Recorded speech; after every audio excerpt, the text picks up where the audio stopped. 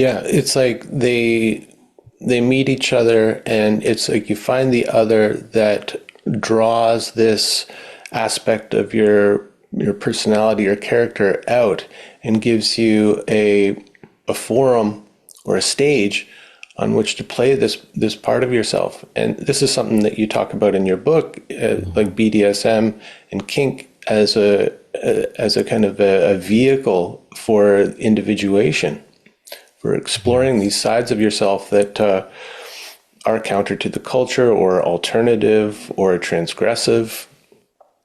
It's kind of like I don't know, would you say it's like a shadow play? Hmm.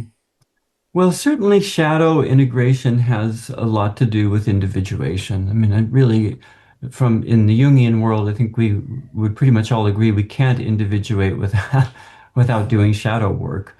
So, yes, there is the element of play that is fundamental to BDSM, and I would add to psychological health. And there is work with the shadow for sure. Um, to me, Pillion is a really beautiful film about individuation of a particular person.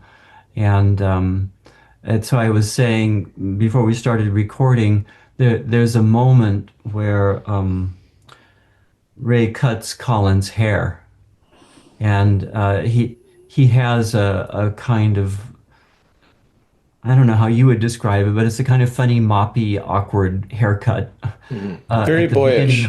of boyish, yeah, a boyish haircut, and it all gets cut off, so it is like the kind of punk buzz cut, really really down to the stubble. And he emerges from that in the next scene, which I think is actually shot in slow motion, if I remember, so that you really feel like it's this moment of arrival, and he has this beaming smile on his face, as well as a chain and padlock around his neck, signifying that he's owned. And all of the members of the biker club are gathering around him, wrapping their arms around him and rubbing his head. And you have this sense of initiation and belonging. But it's not only the initiation and belonging, but you see on his face that this is somebody who's really emerging, who's discovering. It's a revelation to him that, oh, this is who I truly am, or this is what feels natural to me as a way of being in the world.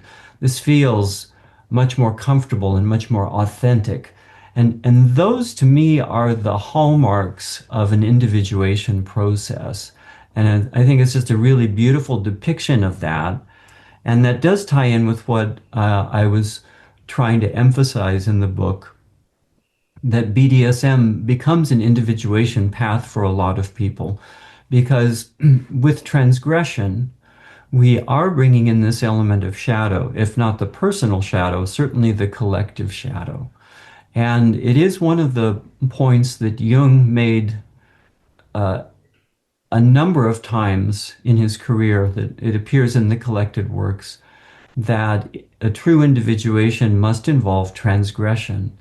It's when we bump up against these aspects of our own nature where we simply cannot conform to the conventions of the society around us.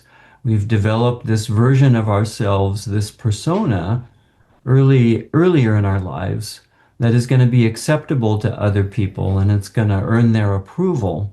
And when we're really going through individuation, we bump up against the shadow. We bump up against those aspects that are not socially acceptable, are not going to be approved of or condoned. And we have to come to terms with that. And in one way or another, we say, this is who I am. And I know that you may not like it, but it's not something that's going to change. And I think you can see how that relates to people that find an identity that feels profoundly true as an expression of who they really are through BDSM and through transgressive sex.